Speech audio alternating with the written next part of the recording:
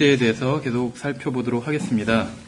그래서 발람의 교리를 지키는 자들이 있고, 그래서 죄에 대해서 이렇게 말씀을 드렸더니 이런 게 생각이 나네요.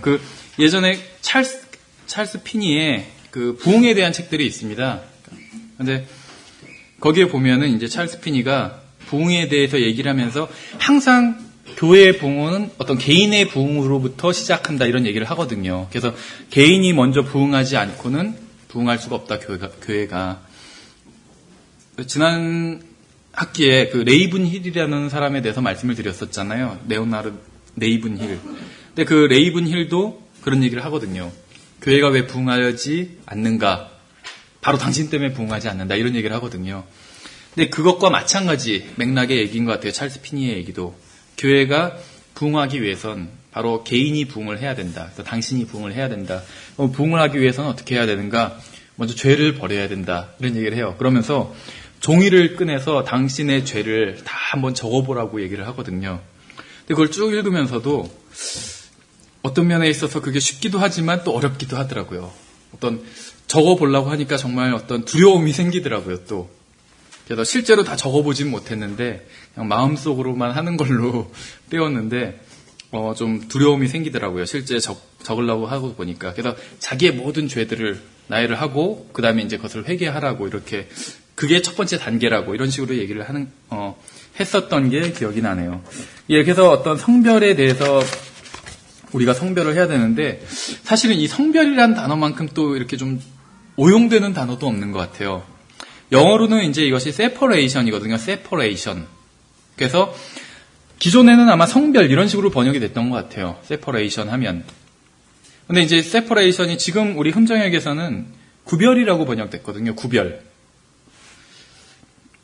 다른 말로 하면 분리라고도 볼 수 있을 것 같아요. 분리. 왜 이제 구별, 분리 이런 말이 저는 더 맞는 것 같아요. separation을 우리나라 말로 번역할 때 성별이라고 하지 말고 흠정역처럼 구별이라고 하든지 아니면 분리라고 하든지.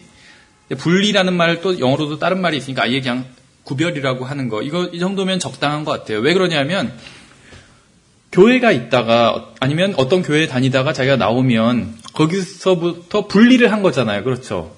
그런데 내가 어디서부터 분리했다. 이 말은 좀 많이 가치 중립적이거든요.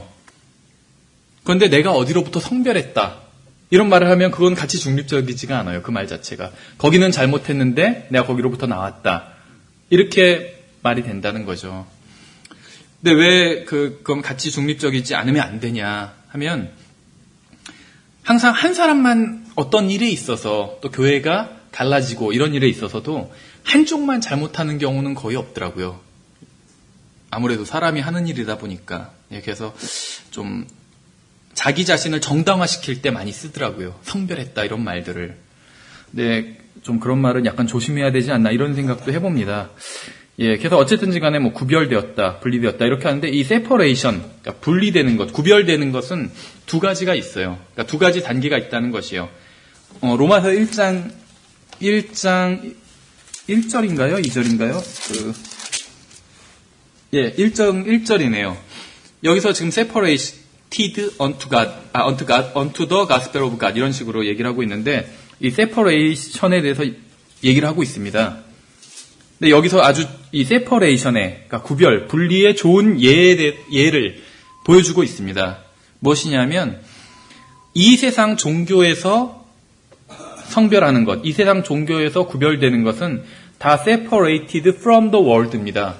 이 세상으로부터 자기 자신을 분리해내는 것, 이것이 거룩하게 되는 것이라고 생각을 해요. 이 세상 사람들은. 그래서 다 산속에 있잖아요. 이 세상으로부터 separated from the world. 이 세상으로부터 자기를 분리한 것이에요. 근데 성경에서는 물론 그것도 맞아요. 그러나 그것은 반만 맞는 것이에요. 성경에서는 separated from the world를 하고 나서 separated unto the God을 해야 돼요.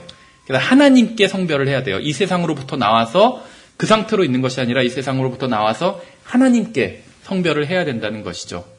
그래서 이거나 같아요. 이 세상 종교나 아니면 이 세상에서 그냥 하는 말로 마음을 비우라고 그러잖아요. 그렇죠. 마음을 비워라. 그 말도 반만 맞아요. 마음을 비워야 돼요. 근데 거기서 끝나면 안 되고 비우고 하나님의 말씀으로 채워야 돼요. 하나님의 말씀으로 차지 않으면 이상한 것으로 차게 되는 것이죠. 마찬가지로 성별에 있어서도 이 세상으로부터 분리하고 그 다음에 하나님께 가야지 성별이 끝나는 것이란 것입니다. 근데 이 세상에서는 이 세상 종교는 그것이 절이 됐든 아니면 수도원이 됐든 이 세상으로부터는 분리를 하지만 하나님께 가지 않는다면 그것은 성경에서 말씀하시는 올바른 separation, 구별이 아니라는 것입니다. 예. 그래서 아까 말씀드린 것처럼 개인적인 성결이 있고 또 모임적인 성결이 있다는 것이죠. 근데 항상 모임적인 성결은 개인적인 성결이 돼야지 모임적인 성결이 된다는 것입니다. 예, 어차피 왜냐하면 모임, 이 교회가 이 개인들이 이루어져서 만들어지는 것이기 때문에 그런 것이죠.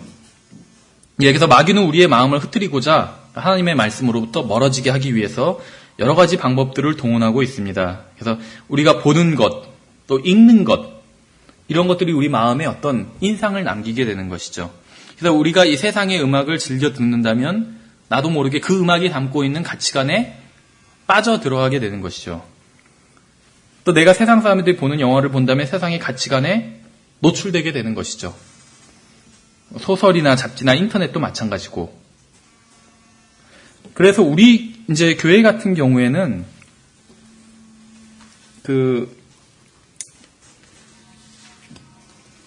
우리 교회 같은 경우에는 뭐 이런 것에 대해서 이제 어떤 규칙을 정해놓지는 않지만은 미국에 있는 많은 이제 근본주의 교회 또 근본주의 신학교회들에서는 어떤 규칙으로 말하자면 율법처럼 정해놓는 경우들이 많이 있어요. 그래서 예를 들면 우리 신학교의 신학생들은 영화를 보러 가면 안 됩니다. 이렇게 극장에 가면 안 됩니다. 이렇게 극장에 가면 퇴학이에요.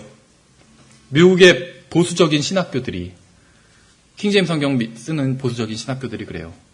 그 다음에 이제 어떤 데이트에 있어서 데이트가 금지라는 게 아니라 데이트는 당연히 할 수 있겠죠. 근데 데이트를 하는데, 그러니까 결혼 안 한 가족이 아닌 자기 여동생 이런 거 말고 결혼 안 한 두 남녀가 위에 지붕이 있는 곳, 지붕이 있고 사방이 막혀 있는 곳에 둘이 있으면 안 된다. 이런 학칙이 있어요, 신학교에. 다음에 옷에 대해서도 드레스 코드가 있고. 그래서 강사만이 아니라 신학생들도 올 땐 양복을 입고 오고 넥타이 메고 오고 이런 식으로 규칙들이 있어요. 그래서 그런 걸 드레스 코드라고 하잖아요. 그런 식으로. 그러니까는 위에 다 막혀 있고 천장이 있지 않은 데서 남녀가 둘이 있으면 안 된다. 그러면은 그걸 적용해 보면 자동차 안에 있으면 안 되는 거예요. 자동차 안에 결혼 안 한 두 남녀가 있으면 그건 퇴학인 거예요. 근데 어떻게 보면 오픈카는 되는 거예요, 또. 천장이 없으니까. 말이 안 되는 것이죠. 그러니까는 그게 말하고자 하는 것이 무엇인지는 알겠죠, 우리가 다. 왜 그런 규제를 하는지. 그렇지만 그걸 율법처럼 정해가지고 학칙에 정해가지고 그러면 퇴학이다. 그거는 문제가 있다는 것이죠. 그렇죠. 어떤 좀 더 포괄적인 그냥 말로 그리스도인으로서 어떤 도덕적으로나 영적으로나 뭐 품위를 유지해야 된다. 이 정도 말이면 되지. 굳이 그것을 막 그런 식으로 하는 것은 어떻게 보면 어떤 율법주의적으로 갈 수 있지 않나 이런 생각을 합니다. 예, 어쨌든지 간에 교회가 성결을 유지하는 것은 어떤 개인의 성결이 기초가 돼야 된다는 것이죠. 그래서 이 세상에 있는 많은 것들이 그리스도인들을 무너뜨리기 위해서 마귀가 도구로 사용하는 것들이 많이 있다는 것입니다. 다만 이 말이 그럼 우리도 극장에 가면 다 안 된다 이런 말은 아니에요. 극장에 갈 수도 있겠죠. 뭐 TV를 볼 수도 있겠죠. 그러나 내가 어디에 더 내어주느냐 이것이 먼저 우선순위가 결정돼야 된다는 것입니다. 그래서 지난번에도 목사님 안 계실 때 설교할 때 성경 읽기에 대해서 설교할 때 말씀드린 것처럼 TV를 보는 것이 잘못은 아니지만 드라마를 보는 것이 잘못은 아니지만 하나님의 말씀을 하나도 읽지 않고 드라마만 본다면 그것은 잘못이겠죠. 그러나 자기가 하나님 앞에서 할 일을 다 해놓고 나서 소위 자기의 어떤 취미 생활을 한다면 그것은 문제가 전혀 되지 않을 수도 있겠죠. 경우마다 다른다는 것이요. 근데 이제 이런 것에 있어서도 이렇게 적용하시는 분들이 있더라고요. 어떤 에스겔이나 아니면 이런 데서도 신명기나 이런 데서도 그림을 파괴하라는 말씀이 있잖아요. 그림을 픽처. 그래서 자주 인용하시는데 어떤 목사님들도 영화사들을 무슨 픽처즈라고 이렇게 부르잖아요. 픽처즈. 그것이 영화사잖아요. 그래서 영화들도 픽처 하면 이것은 꼭 정적인 그림 같고 영화 하면 동적인 화면 같은데 영화도 하나하나의 그림으로 이루어진 것이란 것이죠. 이것이. 그렇죠. 그걸 빨리 돌렸을 뿐이지 그림을. 그러니까 그것이 움직이는 것처럼 보일 뿐이지 하나하나의 그림이라는 것이죠. 그래서 그리스도인들도 영화를 보면 안 된다. 이렇게 얘기하시는 분들도 있어요. 근데 이제 또 어떤 분들은 그건 너무 지나치다. 성경에서 그리스도인들은 영화를 보지 말지니라 이런 말씀이 없는데 왜 영화 보지 말라고 그러냐. 이런 얘기를 하는 사람들도 있고. 근데 그것도 그렇게 다툴 것이 아니라 그런 식으로 생각하면 될 것 같아요. 주님 앞에서 내가 해야 될 일을 다 했다면, 그렇죠. 하나님의 말씀도 읽고 충분히. 왜냐하면은 영화라는 게 다 그런 건 아니겠지만 거의 99% 이상은 악한 의도로 만들어진 것이 다분하다는 것이죠. 악한 의도라는 것은 성경의 사상과 반대되는 것. 그런 의도로 만들어진 것이 다분하다는 것이에요. 왜냐하면 영화나 드라마나 다 우리나라 드라마도 무슨 불륜 이런 것들이 많다고 그러잖아요. 내용 중에. 근데 그럴 수밖에 없는 게 정상적인 내용을 하면 재미가 없어요. 그럼 누가 보겠어요, 그것을. 그러니까 좀 비정상적인 거, 불륜, 막 그런 비정상적인 것들이잖아요. 그런 것들을 소리자로 삼고 그런다는 것이죠. 근데 문제는 무엇이냐면 영화나 드라마나 이런 것들의 문제가 죄를 아름답게 꾸민다는 것입니다. 아름다운 것처럼. 그래서 가장 많은 예를 드리는 게 바로 타이타닉이라는 거 아닙니까? 타이타닉 보신 적 있으세요, 영화? 본 적 있어요, 저는. 극장에서 말고 그냥 다른 TV인가 어디서 본 것 같아요. 근데 그 타이타닉에서 여주인공이 있고 남자 주인공이 있는데 여자 주인공이 약혼을 한 사이였거든요. 근데 우리나라에선 약혼이라는 게 약혼이 결혼한 사이는 아니거든요. 약혼 자체가. 그렇죠. 약혼을 파혼하면은 그걸로 이혼한 거가 되는 건 아니에요. 그렇죠. 약혼이 결혼은 아니기 때문에. 그런데 일반적으로 서양에선 약혼한 것이 곧 결혼한 것이거든요. 왜냐하면 서양에서의 그런 사상이 성경에서 왔기 때문에. 성경에서 예수 그리스도의 모친인 마리아와 또 양아버지인 요셉이 예수 그리스도께서 탄생하시기 전에는 약혼한 사이였잖아요. 정혼한 사이였지만 그것이 곧 결혼한 사이였거든요. 그래서 마리아가 아내였던 것이에요. 요셉의. 마찬가지로 교회와 그리스도인의 관계도 지금 교회가 결혼식을 해야지 결혼한 것이죠. 그런데 결혼식은 아직 안 했잖아요. 결혼식은 휴거가 되고 나면 그리스도의 심판석이 있고 그 다음에 그 어린 양의 혼인잔치가 있게 되잖아요. 그리고 이제 결혼식이 끝나면 신혼여행이 바로 재림인 것이죠. 그래서 엄격하게 말하면 아직 교회는 그리스도와 결혼한 것은 아니에요. 그렇죠. 결혼식이 열리지 않았으니까 어린 양의 혼인잔치는 미래에 있을 일이니까. 그러나 그럼 교회는 뭐냐? 정혼한 사이인 것이죠. 그래서 사도 바울이 정결한 처녀로 그리스도께로 인도하고자 한다 한 것처럼 정혼한 사이라는 것이죠. 근데 정혼한 사이면 사이인데 성경에선 이미 신부인 것처럼 말씀하고 있잖아요. 그래서 성경적인 관점에서 보자면 정혼한 사이가 이미 신부인 건 맞거든요. 그래서 서양에서도 그런 생각이 있는 거예요. 근데 그 타이타닉의 여주인공이 정혼한 남자가 있음에도 불구하고 물론 영화에선 굉장히 좀 안 좋은 사람으로 나타나요. 근데 안 좋은 사람이라 할지라도 성경에서는 남편은 머리로서 존중해줘야 되잖아요. 그렇죠? 근데 그러지는 않았던 거죠. 그리고 결국에는 그 주인공 남자와 불륜을 일으키잖아요. 이것이 그 화면을 보이지 않고 얘기한다면 누구나 그 여자가 잘못됐다고 얘기를 할 거예요. 그러나 그 화면, 영화에서는 아름답게 보여지잖아요, 이것이. 너무나도 그 주인공 남자도 막 굉장히 멋있는 사람이 나오고 아름답게. 그래서 영화나 드라마가 하는 일들이 대부분의 경우에 있어서 죄를 포장한다는 것이죠, 아름답게. 그래서 그리스도인들에게 안 좋은 영향을. 은연중에는 간음, 지금 성경적인 그 맥락에서 보면은 그 여자 주인공은 간음을 범한 것이거든요. 그런데 간음이라고 하면 그리스도인들은 이것은 안 좋은 것이다 이렇게 생각을 하는데 은연중에 영화를 통해서는 간음도 아름다울 수 있구나 이렇게 생각하게 만든다는 것이에요. 그래서 언젠가 한번 말씀드렸던 것 같은데 그 김남준 목사님이라는 굉장히 개신교에서는 건전하게 이렇게 목회를 하시는 분이 있는데 그분이 그런 얘기를 하더라고요. 그 드라마에 대해서 얘기를 하면서 자기는 전에는 드라마를 봤었대요. 근데 자기가 드라마를 지금은 안 보고 있는데 그 안 보는 이유가 드라마를 보니까 자기가 많이 동화되더라는 거예요, 드라마에. 그래서 주인공의 입장이 막 이해가 되고, 그래서 방금 얘기한 것처럼 어떤 성경적으로 보면 분명히 그건 간음인데 너무 아름답게 비춰진다는 거예요. 그래서 막 이해가 되고, 그래서 간음이지만 저거는 괜찮아, 저거는 아름다우니까 이런 식으로 자기도 막 거기에 동화가 되더래요. 그래서 자기가 가만히 생각을 해보니까 저거는 분명히 하나님의 말씀에서는 죄라고 말씀하고 있는데 왜 나는 괜찮다고 얘기할까? 저게 단순히 아름답게 비춰지고 막 너무 안타까운 사랑으로 보여지고 남편이 너무 악한 사람이라서 그럴 수밖에 없었다는 그런 식으로 보여지고, 그래서 그 이후로는 자기가 드라마를 끊었다고 하더라고요. 이것은 하나님의 말씀으로부터, 어떤 하나님의 말씀이 갖고 있는 그 기준으로부터, 진리의 기준으로부터 나를 멀어지게 하는구나. 굉장히 성경적인 그런 판단이었던 것 같아요. 그분의 그 판단이.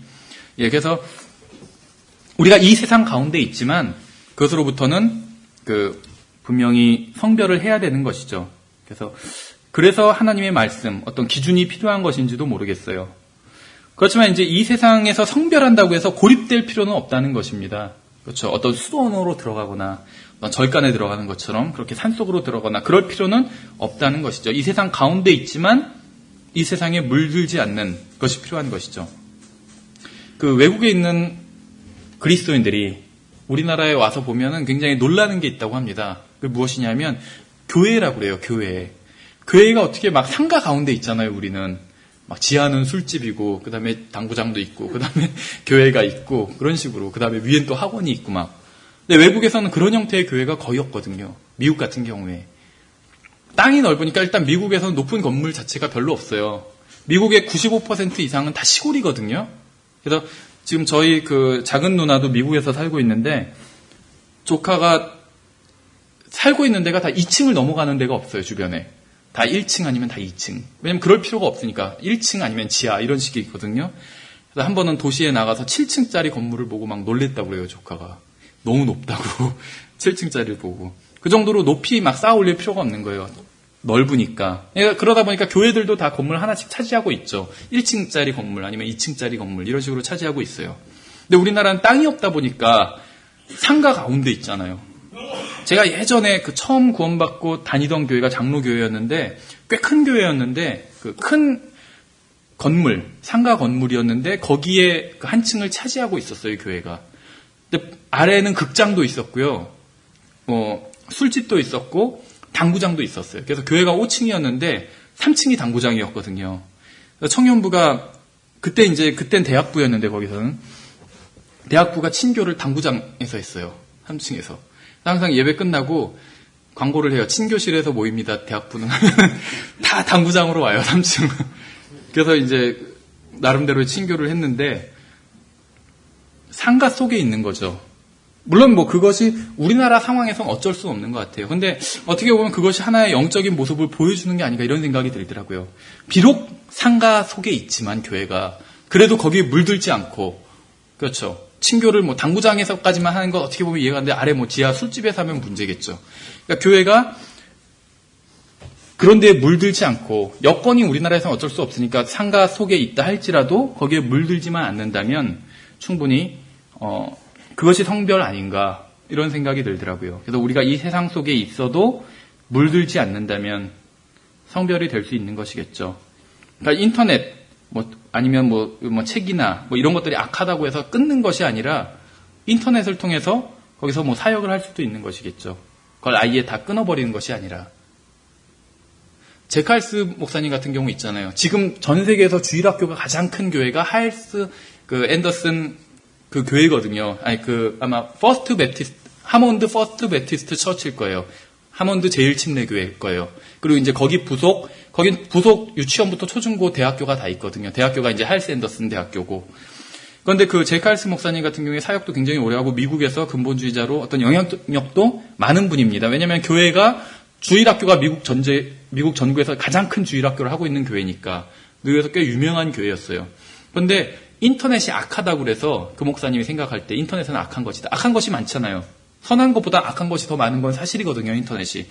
그래서 아예 인터넷 사역을 안 했었어요. 교회가 그렇게 큰데도 불구하고. 안타깝죠. 그래서 어떤 분이 개인적으로 자기는 그렇게 생각을 안 하는 어떤 분이 하일 샌더스 제칼스 목사님의 설교랑 이런 것들을 자기가 다 타이핑해서 인터넷에 올려서 어떤 제칼스 그 교회 사이트를, 그러니까 공식 사이트는 아니고 어떤 개인이 만든 비공식 사이트를 만들어서 운영했던 적이 있었어요. 그래서 저도 그분 설교를 볼 때는 그 홈페이지에 지금도 있는지는 모르겠는데 과거엔 그 홈페이지에 들어가서 이제 설교들을 보고 그랬었는데, 예. 그러니까 그거를 이용하면 되지, 인터넷이 악한 것도 아니고 선한 것도 아니거든요. 인터넷 자체는 가치 중립적인 것이라는 거예요. 가치 중립적. 근데 그거를 의의 도구로 사용하면 의로운 것이 되겠죠. 우리 몸도 가치 중립적인 것이잖아요. 우리 몸이 물론 이 죄의 몸이긴 하지만 우리 몸은 가치 중립적이거든요.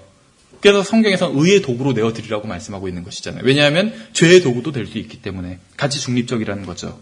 예, 어쨌든지 간에 그래서 교회는 고립돼서 있을 필요는 없다는 것이에요. 이 세상으로 적극적으로 나가서 복음을 전해야 된다는 것이죠. 그리고 또 진리를 증거해야 되는 것이죠. 그러면서도 물들지 않아야 되는 것.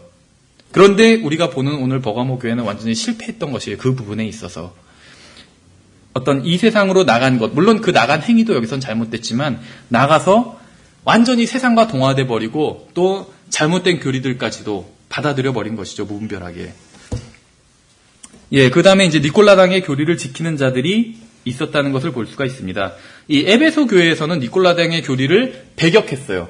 그래서 에베소 교회는 첫사랑을 잃어버려서 어떤 주님에 대한 열정은 잃어버린 교회였지만 아직 사도들이 있었던 사도교회였기 때문에 교리에 대해서는 칼같이 바르게 지킬 수가 있었어요. 그래서 잘못된 교리가 도전해 올 때 그것을 거부할 수가 있었는데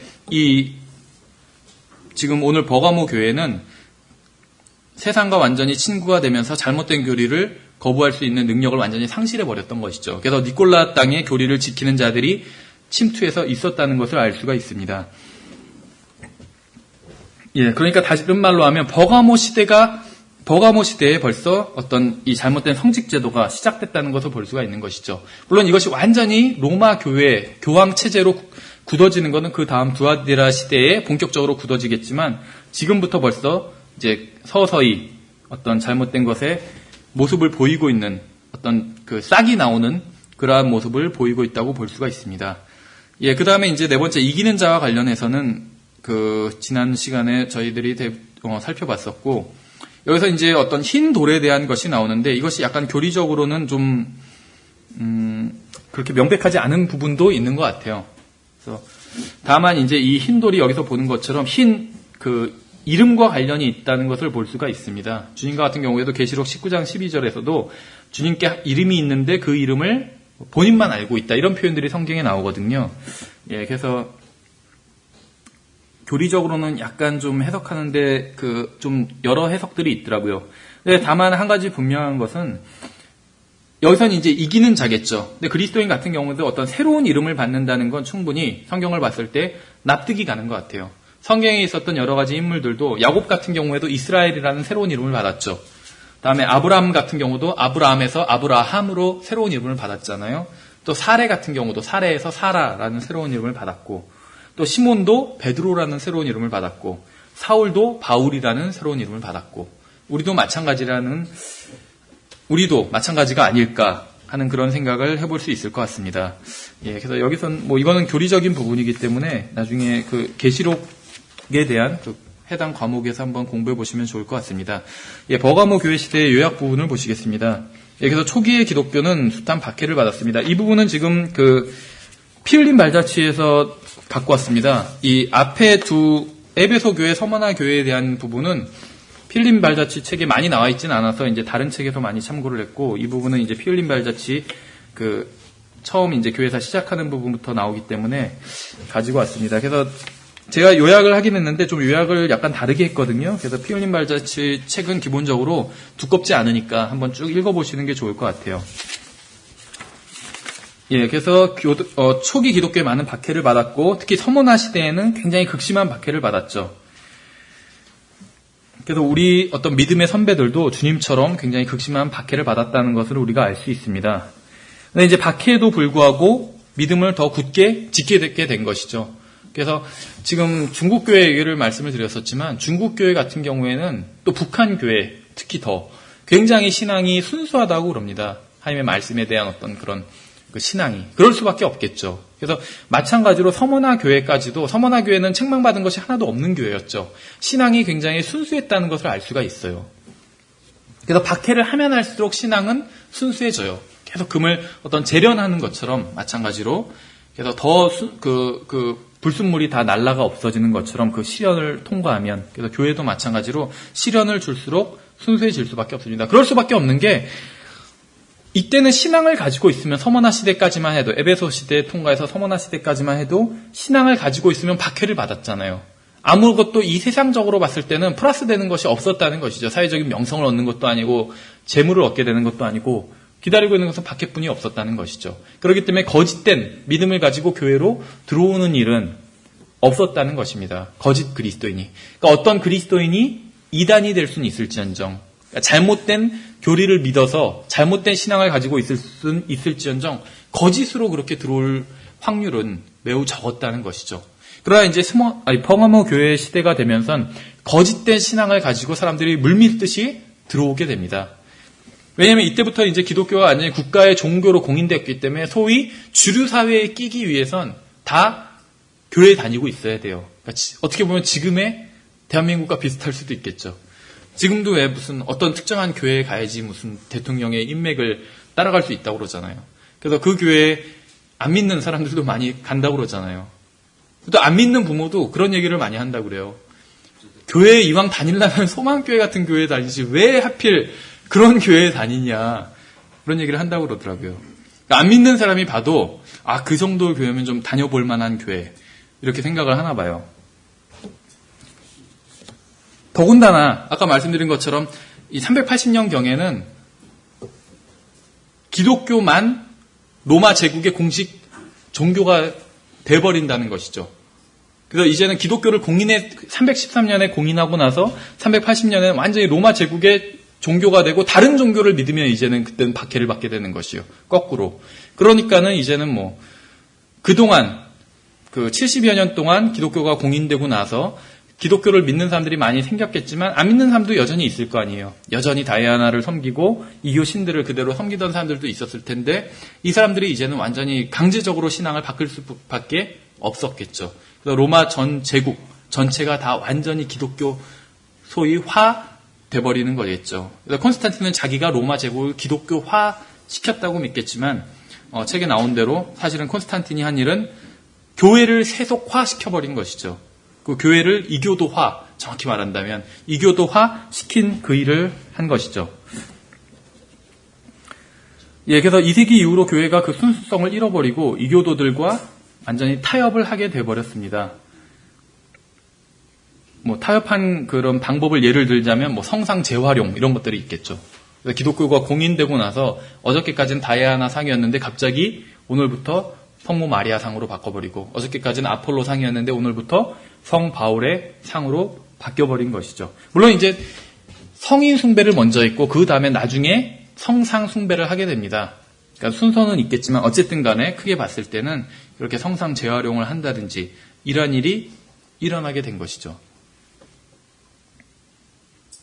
그런데 이제 한 가지 주의해야 될 것이 주변에서 보면 가끔 뉴스 가심란에 단군 신상을 파괴한 그런 뉴스가 나오잖아요. 그런 것을 봤을 때 안 믿는 사람들이 굉장히 더 기독교를 욕하잖아요. 저거는 안 봐도 뻔하다. 기독교인들이 했을 것이다. 그건 맞는 것 같아요. 기독교인들이 했을 가능성이 굉장히 높겠죠. 근데 그것은 그 사람들이 무엇인가를 잘못 알았기 때문에 그렇게 한 것 같아요. 그렇죠. 다분히 어떤 우상을 파괴하는 것, 물질적으로, 그것은 일단은 다분히 구약적이라는 것이죠. 첫 번째는. 그 두 번째는 자기가 세운 우상을 파괴해야지 의미가 있는 것이지. 그렇죠. 종교개혁 시대에는 사람들이 어떤 잘못된 카톨릭 교회부터 나오고 나서는 카톨릭 교회 자체, 성당 자체가 개신교회로 바뀐 경우들이 많이 있었거든요. 예를 들면 독일 지역 같은 경우에 특히 더 그랬겠죠. 독일에서는 루터 교회가, 개신교회가 국가의 종교가 돼버리잖아요. 그러니까 그 당시에는 카톨릭을 믿으면 독일에서는 불법인 거거든요, 더 이상. 그러니까 강제로라도 성당들이 다 교회로 바뀌었겠죠. 근데 성당에는 많은 성상들이 있잖아요. 그것들을 다 끄집어내서 파괴를 했거든요. 파괴한 사람들이 바로 다 그 성당에 다니던 사람들이었겠죠, 대부분이. 그래서 자기가 세운 우상을 파괴한다면 그것은 의미가 있겠죠. 그래서 단군상이 파괴가 돼야 돼요. 그런데 그거는 누가 파괴를 해야 되냐면 그걸 만든 사람이 파괴를 해야 되겠죠. 그 다음에 먼저 하나님께 돌아오고 그걸 파괴하면은 그게 의미가 있는 거겠죠. 그걸 만든 사람은 회개하지 않았는데 파괴해봤자 또다시 만들어 놓을 거 아니에요. 의미가 없다는 것이죠. 남이 세운 우상을 파괴하는 것은 의미가 없다는 것이에요. 그렇죠. 자기가 세운 우상을 파괴해야지. 그건 꼭 남이 지은 죄들 막 물고 들어지는 거나 마찬가지예요. 왜 회개 안 하냐고. 그 다음에 회개할 마음도 없는데. 자기 죄를 회개하는 게 의미 있는 것이겠죠. 자기 죄를. 예, 그래서 어쨌든지 간에 이때 이제 어제까지만 해도 어떤 이교도들의 우상이었던 것이 바로 기독교가 공인되면서부터 버가모 시대에는 기독교가 공인되면서 바로 어떤 성상으로 성인들의 형상으로 이렇게 변화하게 되는 것이죠. 그 다음에 이제 교회가 부패하기 시작하면서 침례는 더 이상 간증의 수단으로 주어진 것이 아니라 구원의 수단으로 베풀어지게 되었고, 그러다 보니까 유아들도 침례를 받아야 되지 않냐. 왜냐하면 침례가 구원받는 거라면 유아들도 한 살이라도 어릴 때 구원받아야 되는 게 아니냐. 그래서 유아 침례가 나왔고, 또 그러다 보니까 침례는 무리를 완전히 담그는 거니까 이게 번거로우니까 뿌리는 걸로 대신하셔서 유아 세례까지 오게 된 것이죠. 그래서 성인들의 침례가 유아 침례로 간소화됐고, 그러니까 더 구원을 어린 나이부터 받아야 되니까. 근데 그 침례를 간소화시키기 위해서 세례로 온 것이죠. 그래서 성인들의 침례, 유아 침례, 유아 세례 이렇게 와버리게 됐다고 볼 수가 있겠죠. 예, 그래서 배교는 순식간에 이루어지지는 않았습니다. 그래서 퍼가모 시대에 완전히 잘못된 교리들이 밖으로 돌출돼서 나왔지만 사실은 이러한 것들이 이 서머나 시대부터 교회 내에 스며들기 시작했다고 볼 수가 있겠죠. 예, 그래서 이 배교는 오랜 시간에 걸쳐서 서서히 이루어졌다는 것을 알 수가 있습니다. 그렇지만 이제 당시에도 참된 믿음을 간직하고 있었던 순수한 교회들이 있었고, 또 이 교회들이 배교한 교회들과 교제를 단절하고 있었다는 것을 볼 수가 있어요. 그래서 AD 250년 경에도 그러니까 교회가 이제 기독교가 공식화되기 전이었죠. 이때도 성경대로 믿었던 교회들이, 신약 성경을 어떤 교회의 지침으로 믿었던 교회들이 잘못된 교리를 받아들인 교회들과 단절을 하기 시작했다고 합니다. 이 당시에 이제 성경대로 믿는 사람들은 정확한 건 다 알 수는 없지만 대충 몬타니스트나 노바티안이나 도나티스트 이런 사람들로 볼 수가 있습니다. 근데 이제 이 몬타니스트, 노바티안, 도나티스트 이 사람들이 한 시대에 살았던 사람만 그렇게 부른 것은 아니고 대충 AD 200년 아니면 AD 250년부터 AD 600년, 700년까지 이렇게 수백 년에 걸쳐서 활동했던 사람들이라고 볼 수가 있어요. 그러면 AD 600년, 700년 경에는 노바티안, 도나티스트들이 다 없어져 버렸느냐 하면 그것은 아니에요. 이 이후에는 또 다른 이름으로 불리게 됩니다. 그래서 결국에는 이 사람들이 그냥 지금으로 치면 침례교도라고 보시면 되겠죠. 침례교도. 다만 시대마다 다른 이름으로 불렸을 뿐이란 것을 우리가 확인하면 되는 것입니다. 예, 그래서 이 시대에는 이제 특징이 물론 이제 이 시대에 잘못된 교리들이 여러 가지가 있겠지만 이제 가장 큰 것들은 지역교회가 자치적으로 운영되는 것이 아니라 이제 다른 교회의 큰 교회 간섭을 받으면서 그렇게 된 것이라고 볼 수가 있겠죠. 그리고 이제 어떤 침례가 구원의 수단으로 주어진 것, 다음에 이제 유아 세례까지 등장해 버린 것들, 이런 것들이 큰 문제였다고 볼 수가 있죠. 그러나 사실은 이런 것들은 어떤 결과라고 볼 수가 있어요. 그럼 원인은 무엇이냐면 바로 최종 권위의 부재가 원인이 되고 바로 이런 일들은 결과로 드러난 일이 아닌가 이렇게 볼 수가 있겠죠.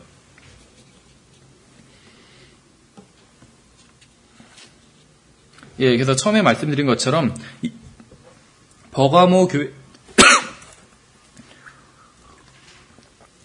교회 시대에는 잘못된 교리들이 이제 본격적으로 교회 내로 들어오게 됩니다. 특히 이제 교회가 정식으로 이제 국가로부터 공인을 받고 나선 모든 것들을 이제 드러내놓고 할 수가 있게 되겠죠. 그래서 논리적으로 생각을 해봐도 교회가 지금까지 지하에 있었기 때문에 교회를 잘 꾸미거나 이런 일을 할 수가 없었겠죠. 지하에 있으니까 다 숨어있고 산속에 숨어있고 그러다가 이제 기독교를 공인하고 나서는 이제는 겉으로 건물을 지어도 되잖아요, 교회 건물을.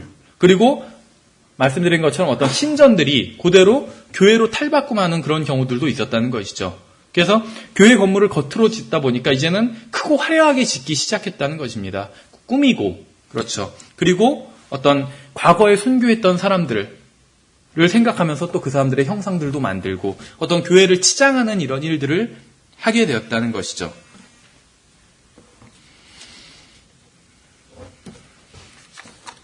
예, 그래서 그러는 가운데 이제 처음에 말씀드렸던 것처럼 이 종교 회의를 열었을 때 이제 콘스탄틴 같은 경우에도 이제 그 교회들의 감독들을 소집했을 때 보통은 이제 거기서 이제 도나티스트들과 어떤 논쟁이 일어났다고 이렇게 우리가 알고 있는데, 물론 그런 것들도 사실이겠지만 많은 성경대로 믿는 지역교회들의 감독들이 그 모임 자체에 참석하지 않은 경우가 많았다는 것이죠. 아예 처음부터. 물론 이제 성경대로 믿는 교회 감독들 중에서도 참석한 사람들도 있었겠죠. 그래서 참석한 사람들 중에 또 의견이 갈렸겠죠. 어떤 그 타협하는 사람들이 있었을 테고 또 타협하지 않은 무리들이 있었다는 것이죠. 그래서 이 이후에는 이제 교회가 타협한 사람들은 정부의 그런 후원을 받는 국가교회에 들어가 버리게 되고, 타협하지 않은 사람들은 이제 더 극심한 박해를 피해서 산속으로 또 더 깊은 지하로 들어가 버리게 되는 것이죠. 그래서 결국엔 참된 교회, 이 서머나 교회 시대에도 참된 교회와 또 잘못된 교리를 받아들인 잘못된 교리들이 있었다는 것이에요. 그래서 처음에 말씀드린 대로 어느 시대에나, 에베소 시대부터 라오디게아 시대까지 어느 시대에나 거짓된 교리가 있었고 거짓된 교회가 있었고 참된 교회가 있었고 또 박해가 있었다고 말씀을 드렸잖아요. 이 시대에도 마찬가지라는 것이죠. 거짓된 교회가 서머나 교회 시대도 그렇게 있었는데, 그 당시에는 참된 교회나 잘못된 교리를 믿고 있던 교회나 다 같이 박해를 받았기 때문에 수면 위로 드러날 수는 없었다는 것이에요. 그래서 아까 말씀드린 대로 오리겐 같은 경우에 굉장히 잘못된 믿음을, 성경에 대해서도 잘못된 믿음을 갖고 있고 성경 해석도 영적인 방법으로 해석을 했잖아요. 그리고 예수 그리스도에 대해서도 예수 그리스도는 하나님이 아니라고 생각을 했었죠. 창조된, 피조된 신이다, 이렇게 믿고 있었죠, 오리겐은. 그래서 잘못된 신앙을 갖고 있었지만 박해받는 사람이었기 때문에 이때는, 왜냐하면 교회가 아직 기독교가 공인되지 않았기 때문에. 그래서 다 같이 수면 아래 있었고 똑같이 박해를 받았었다는 것이죠. 그러나 이제 기독교가 공인되고 나서는 거짓된 교회는 더 이상 박해를 받지 않고 또 타협해버리게 된 것이죠. 참된 교회는 타협하지 않음으로 말미암아 더 극심한 박해를 받게 된 것이죠. 예, 그래서 그런 거짓된 교회와 바른 교회가 갈등을 일으키는데 이제 정부가 개입해서 거짓된 교회에 손을 들어주게 된 것입니다. 그래서 정부가 보기에는 이교도와 혼합된 가짜 교회를 통해서 제국을 더 효율적으로 지배할 수 있다고 그렇게 생각했기 때문에 그런 것이죠. 그래서 이 303년에 아마 황제는 이 갈레리우스라는 사람이 이제 교회를 박해하는 법률을 제정했다고 합니다. AD 303년에. 그런데 그럼 이 303년 이전에는 교회를 박해하지 않았냐? 그건 아니고 303년 이전에는 어떤 그 교회를 박해하는 공식적인 법은 없었다고 그래요. 그러나 박해는 계속 했었죠. 그러니까 어떤 정부의 무기나에 박해했던 것이겠죠. 그러다가 이제 303년에 공식적인 아예 정부에서 로마 제국에서 법을 제정해서 법률을 만들어서 교회를 박해하도록 했다고 합니다. 근데 그렇게 교회를 박해를 하면은 교회가 없어질 거라고 생각을 했는데 아무리 박해해도 교회가 없어지지 않으니까 8년 후인 311년에 다시 아마 같은 황제일 겁니다. 이 갈레리우스라는 이 사람이 다시 그것을 무효하고 이젠 복음을 전해도 좋다는 그런 법률을 다시 제정했다고 합니다. 그리고 이제 313년에 이 콘스탄틴이 즉위를 하면서 정적교를 제거하면서 이제 단독 황제로 즉위를 하게 되죠. 그러면서 기독교를 이제 로마의 국교로 지정을 하게 됩니다.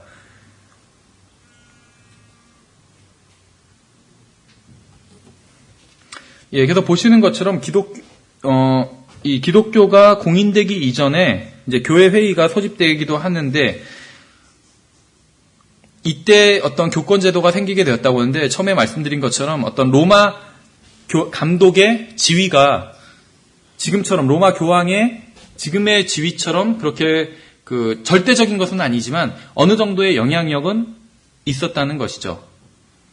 왜냐하면 특히 이제 황제인 콘스탄티노플로 완전히 이주하고 나서 그렇게 된 것이죠. 이 콘스탄티노플이라는 말은 콘스탄틴의 도시라는 말이거든요. 콘스탄틴의 도시. 그래서 황제가 콘스탄틴으로 이주하고 나서는 콘스탄틴이 굉장히 큰 도시였고, 그 당시에 서쪽에선 큰 도시였고, 동쪽에선, 그러니까 제국이 있으면, 로마 제국이 있으면 로마 제국의 동쪽에서는 로마가 가장 큰 도시였고, 서쪽에서는 콘스탄티노플이 가장 큰 도시였다는 것이죠. 근데 황제가 서쪽으로 이주하고 나서는 이 가장 큰 도시였기 때문에 당연히 이 지역의 감독들이 큰 영향력을 미치고 있었고, 특히 기독교가 공인되고 나서는 드러내서 큰 영향력을 미칠 수 있었다는 것이죠. 물론 모든 교회들이, 모든 지역에 있는 교회들의 감독들이 다 로마 감독 아니면 콘스탄티노플의 감독의 그 명령에 복종했던 것은 아닙니다. 거부하는 사람들도 분명히 있었죠. 그런데 어쨌든지 간에 큰 영향력을 미쳤던 것은 사실이었다는 것이죠. 그러나 콘스탄티노플로 황제가 이사하고 나서는 이제 콘스탄틴의 주교가 더 이상, 그러니까 콘스탄틴의 감독이 더 이상 큰 영향력을 미칠 수 없었다는 것이에요. 황제랑 같은 도시에 살고 있으니까. 그에 반해서 로마의 감독은 황제가 아주 멀리 이사가 버렸잖아요. 제국의 서쪽으로. 그러면서 더 큰 영향력을 행사할 수 있게 되었다는 것이죠. 이 콘스탄티노플은 지금은 이스탄불이라고 합니다. 이스탄불.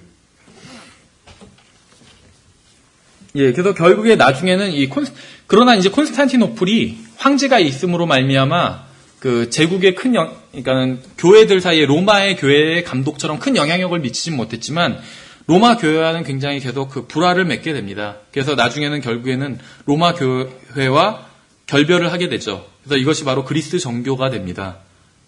이 그리스 정교는 거의 로마 카톨릭과 비슷하다고 보시면 됩니다. 다만 이제 몇 가지 차이가 있는데 그 중에 가장 큰 것이 이 성상, 그리스도 정교에서는 성상을 숭배하지 않는다는 것이죠. 그 외에는 거의 비슷하다고 보시면 됩니다. 그래서 지금 어떤 교회의 일치운동이나 이런 데 있어서도 그리스 정교에서도 굉장히 크게 협력하고 있는 것으로 협력하고 있죠. 실제적으로. 또 로마를 중심으로 하는데 협력하고 있는 것을 볼 수가 있죠.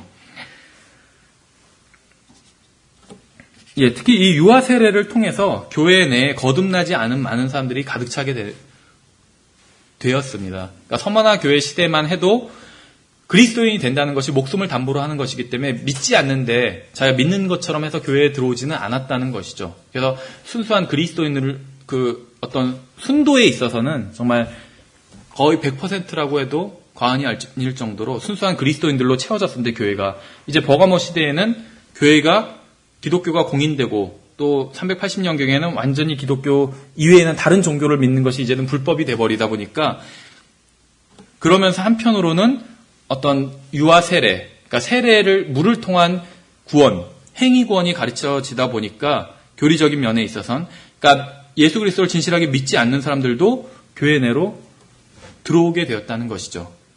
이것은 오늘날에도 마찬가지인 것이죠. 어느 교회나 믿지 않는 사람들이 있긴 있어요, 교회 내에. 그렇죠. 그것은 어쩔 수는 없는데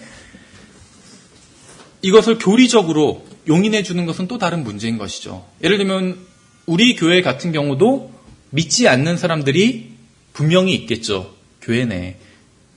그렇죠. 지난번에도 말씀드렸는데 심지어는 믿지 않는데도 침례받는 경우도 있어요. 부모님 기쁘시게 해드리려고. 부모님이 간절히 원하니까 효도 침례, 저는 그렇게 부르는데 효도 차원에서 또 교회 출석도 효도 차원에서 그런 분 보면은 굉장히 효자예요. 그렇죠. 저 같으면 안 나올 것 같아요. 내가 안 믿으면 아무리 부모님이 다녀도. 그런데 효도 차원에서 나온다는 것만 해도 얼마나 효자예요. 정말 효도는 진실로 믿는 것인데 그렇죠. 그런데 어쨌든지 간에 우리 교회 같은 경우도 있겠죠. 그러나 교리적으로 그것을 장려하는 것은 아니죠. 교회에 나오면 다 구원받는다. 이런 식의 가르치지는 않는다는 것이에요. 그러나 저도 과거에 장로교회에 다녔었는데 장로교회에서는 유아세례를 받으면 일단 그 사람은 구원받은 것으로 그렇게 간주를 많이 합니다. 어떻게 보면 이제 예정된 사람으로. 그렇죠. 그래서 그 사람이 교회 다니다가 안 다니고 밖에서 막 개판치고 다녀도 예정돼 있기 때문에 다시 돌아올 거다. 실제로 돌아오는 경우들도 있고 교회로. 그래서 그런 식으로 보는데 이것도 어떻게 보면 이때 생긴 이런 잘못된 교리, 유아세례라는 이런 잘못된 교리로 말미암아 지금에도 이런 동일한 결과가 일어나게 된 것이죠. 예, 그래서 이 당시에도 퍼가모 시대에는 드디어 교회 안으로도 물론 이제 물론 이제 타협한 잘못된 교회에 한해서 말씀드리는 거예요. 진실한 교회로는 믿지 않는 사람들이 들어오지는 않았겠죠. 왜냐하면 진실한 교회는 기독교가 공인되고 나서도 잘못된 교회와 로마 제국의 박해를 피해서 산으로 들어가고 지하로 숨어버렸기 때문에 그런데 믿지 않는 사람이 가담하지는 않겠죠. 그래서 그런 경우는 없겠지만 이제 겉으로 드러나 버린 교회, 이 잘못된 타협한 교회, 퍼가모 시대의 교회 주류를 이루는 이 타협한 교회 안에는 믿지 않는 사람들이 물밀듯이 들어오게 되었다는 것이죠. 근데 그러니까 1900년대 초에도 미국에서 많은 근본주의 교회들이 교회 회원으로 받아들이는 문제에 있어서 굉장히 엄격한 교회들이 많이 있었더라고요. 이런 것들이 이제 우리 교회 같으면 그러니까 우리 교회뿐만 아니라 지금 현대 20세기, 21세기의 교회들이 실행하기엔 어려운 면들이 약간은 있어요. 그런데 1900년대 초에는 굉장히 엄격한 심사를 통해서 교회 회원으로 받아들였더라고요. 그래서 그 사람이 정말 거듭나서 믿고 그 다음에 그런 증거가 보이면 이제 그 사람을 교회 회원으로 받아들인 거예요.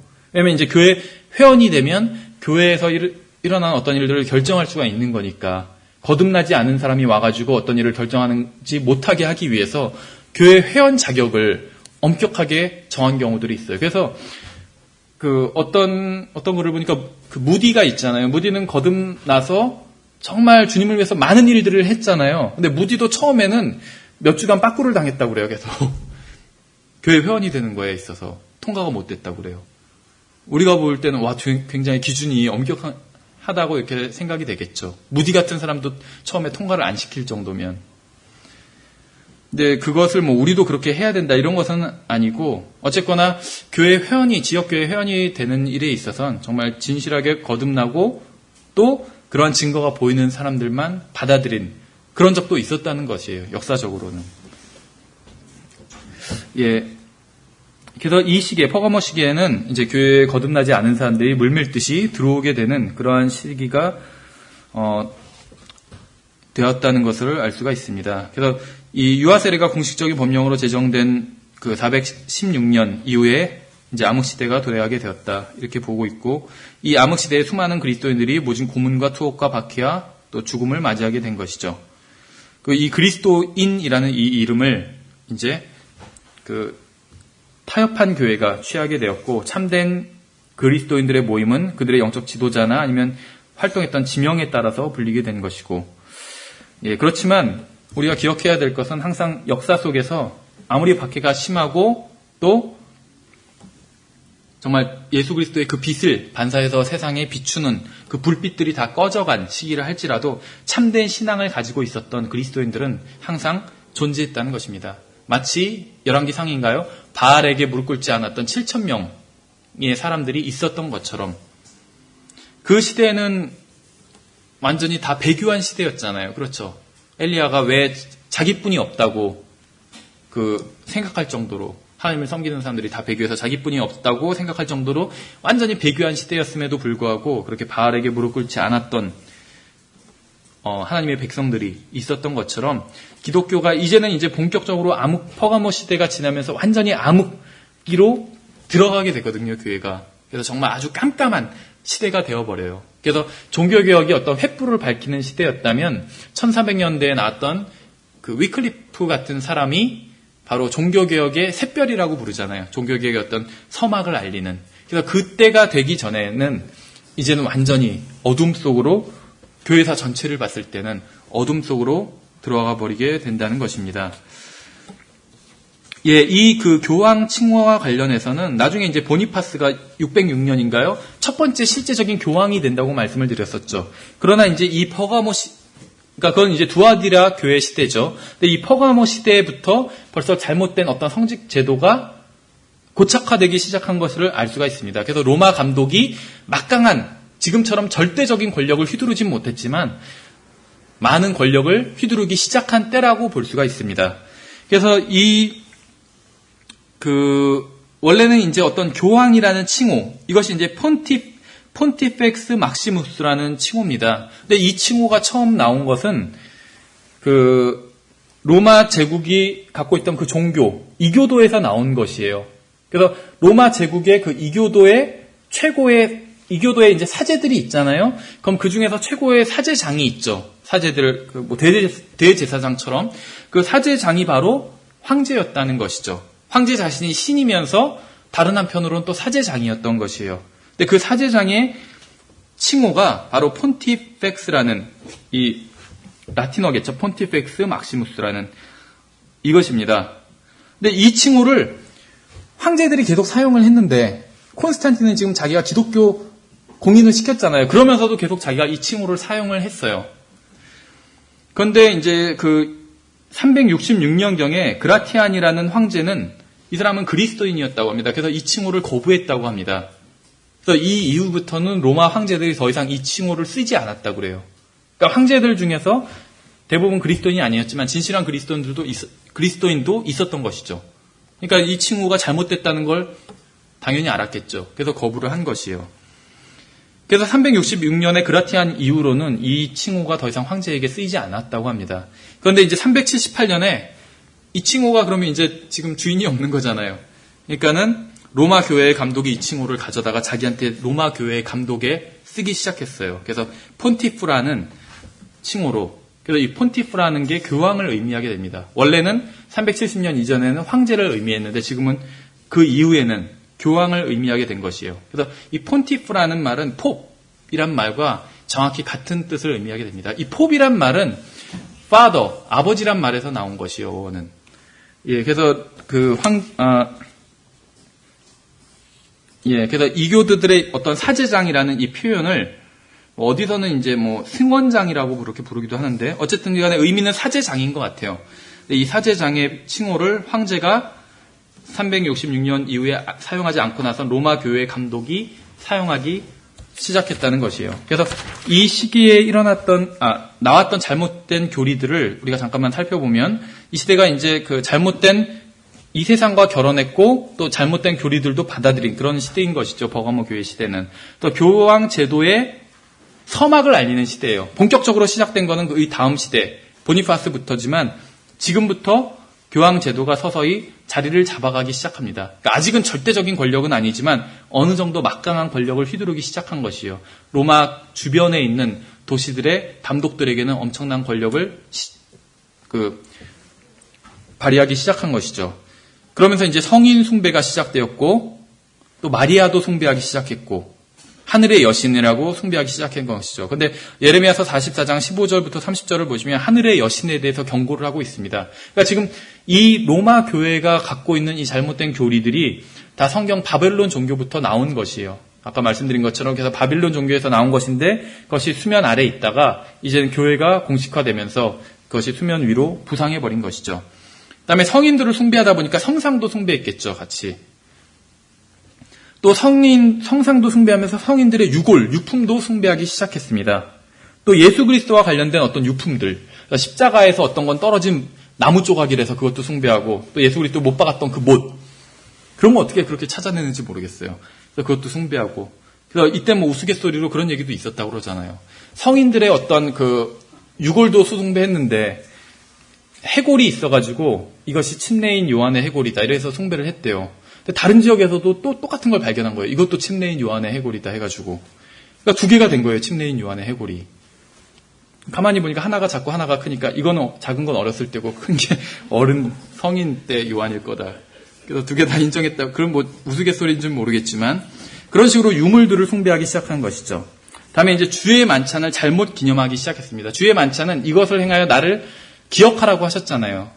그래서 주님의 어떤 죽으심과 이런 것들을 기억하기 위해서 하는 것인데 이것을 어떤 성체성사라고 그러죠. 그래서 화채설, 이 빵 조각이 이 또 포도즙이 진짜 예수님의 몸과 피로 변한다. 그래서 이것을 먹으면 바로 구원받는 것이다. 이렇게 그래서 카톨릭의 칠성사 이것의 구원에 어떻게 보면 구원을 받는 하나하나의 단계거든요. 이 칠성사가 이것 중에 하나로 변질돼 버렸다는 것이에요. 그래서 구원을 얻는 수단으로. 단순히 어떤 기념, 상징적인 것이 아니라 구원을 얻는 직접적인 수단으로 변개돼 버린 것이죠. 다음에 죽은 자들을 위한 기도도 이때 나왔다고 합니다. 또 이때 나온 기독교 역사상 가장 악한 영향을 미친 결정적인 것이 바로 신의 사본과 바티칸 사본이에요. 이 두 사본도 바로 이 시대에 나왔습니다. 신의 사본과 바티칸 사본을 만들어낸 것은 오리겐이었죠. 그 오리겐은 대략 AD 250년 경에 살던 사람이잖아요.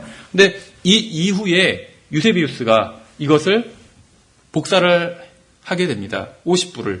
그래서 이 결과적으로는 이 시대에, 그러니까 이 버가모 시대에 신의 사본과 바티칸 사본이 나오게 된다고 볼 수가 있겠죠. 그러면서 어떤 이것을 만든, 잘못된 사본을 만든 오리겐의 영적 해석을 교회가 차용하게 됩니다.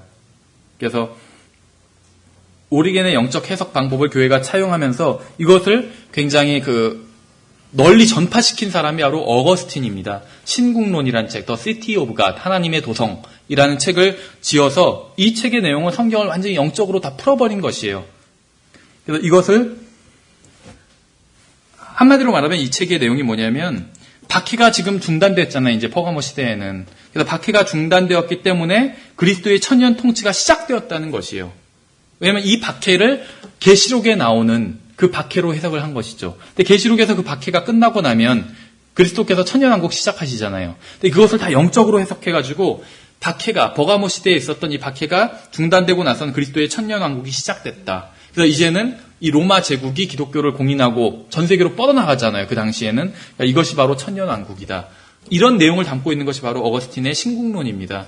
그래서 이 오리겐이 만들어낸 어떤 영적 해석 방법, 이것을 적극적으로 적용시켜가지고 확장시킨 것이, 전파시킨 것이 바로 어거스틴이라고 볼 수 있다는 것이죠. 그래서 로마 카톨릭에서는 굉장히 어거스틴을 높게 평가합니다. 이제 카톨릭에 대해서 비평한 어떤 분은 실질적인 초대 교황을 차라리 어거스틴으로 잡아야 된다 할 정도로 카톨릭에서는 어거스틴의 영향력이 절대적이라는 것이죠. 예, 그 다음에 이제 이 시기에 당연히 성경이 변개되기 시작하면서 외경이 카톨릭 성경에 들어가기 시작하는 것이죠. 외경이 이 시대에 만들어진 것도 있지만 다 전 시대에 만들어진 것들이 많이 있습니다. 외경은. 그런데 외경이 성경에 포함되기 시작한 것은 바로 이 시대라는 것입니다.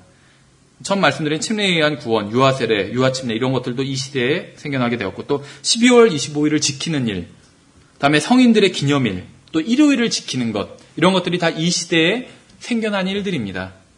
그렇죠. 그리스도인들이 어떻게 보면 그것에 구애받을 필요는 없어요.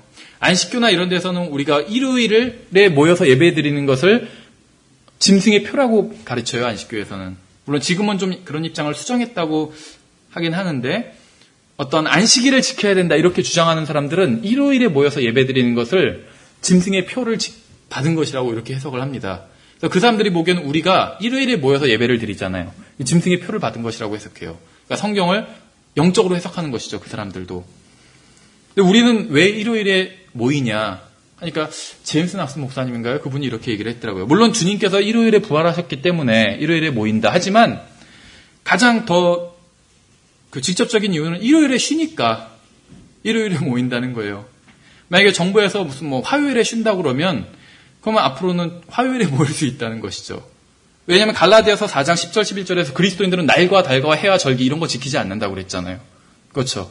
어떤 이 날이 더 거룩한 날이고 이렇지 않다는 거예요. 일요일만 거룩하고 나머지는 아니고 일요일만 주님의 날이고 나머지는 나의 날이고 이것이 아니라는 것이죠. 그리스도인들에게 있어서는 하루하루가 다 주님의 날이죠. 주님의 날이 아닌 날이 어디 있나요? 그리스도인들에게. 일요일이 쉬니까 모이기 좋잖아요. 만약에 지금 화요일에 모인다면 교회에 목사님이나 몇 분 빼고 직장 다니는 사람들은 못 나오잖아요. 화요일 오전에 모인다 그러면. 그래서 다 나올 수 있는 날이 일요일 오전이기 때문에 일요일에 모이는 거거든요. 그리스도인들은 어떤 날이나 절기나 이런 거 지키지 않거든요. 어떤 날이 더 좋은 날이고 나쁜 날이고 안 믿는 사람들은 그런 거 막 따지잖아요. 그래서 이사 갈 때도 손 없는 날, 잃는 날. 그리스도인들은 그런 거를 절대 지키지 않는다는 거죠. 그런 게 이사 갈 때만 지키지 않는 게 아니라 예배에서도 그런 거 지키지 않는다는 겁니다. 예, 그래서 어떤 날에 구애받지 않는 것. 예, 그런데 그런 잘못된, 날에 구애받고 이런 것, 잘못된 교리들이 바로 이 버가모 시대에 나오게 됐다는 것입니다. 예, 그래서 다음 시간에는 두아디라 교회 시대에 대해서 살펴보도록 하겠습니다. 예, 수고하셨습니다.